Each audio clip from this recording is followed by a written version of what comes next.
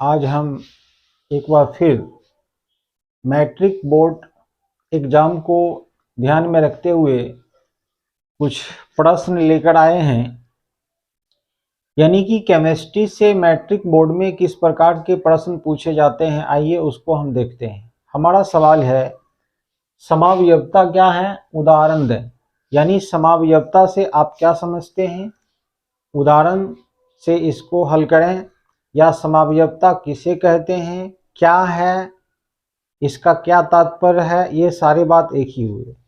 तो समावयवता के बारे में कहना यह है कि वैसे कार्बनिक यौगिक जिसके अणु सूत्र तो समान होते हैं, लेकिन उसके भौतिक और रासायनिक गुणों में अंतर पाया जाता है, तो वह यौगिक एक दूसरे के समावयवी होते हैं, यानी आइसोमर्स होते हैं।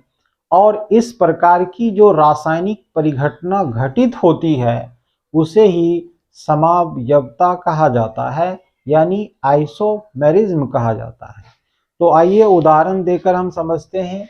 जैसे मान लीजिए कि हमने एक कंपाउंड लिया, उदाहरण के रूप में इथाइल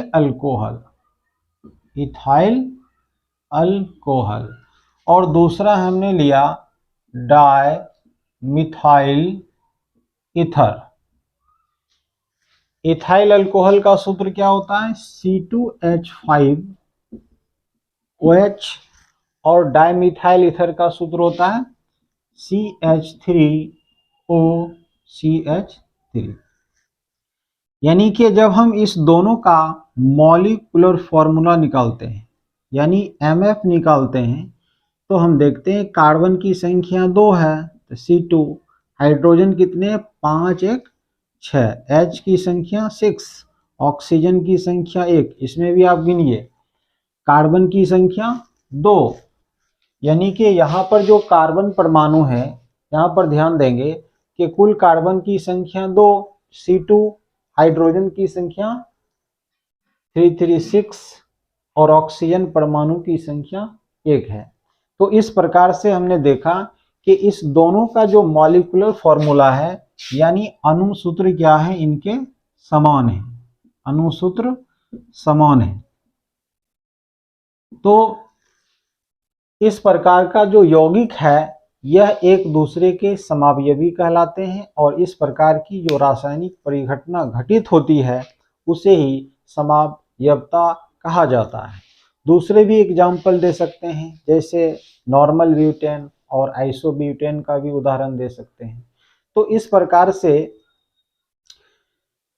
समावयवता के बारे में हम ये लिखेंगे आंसर में कि समावयवता एक रासायनिक परिघटना है, यानी या इस तरह से आप लिख सकते हैं कि वैसे कार्बनिक यौगिक जिसके अणुसूत्र तो समान होते हैं, लेकिन उसके भौतिक और रासायनिक गुणों में अंतर पाया जाता है, तो वह यौगिक एक दूसरे के समावयवी होते हैं। और इस प्रकार की जो रासायनिक परिघटना घटित होती है उसे ही समावयवता कहा जाता है। तो हमारे प्रश्नों का आंसर यहीं पर समाप्त होता है।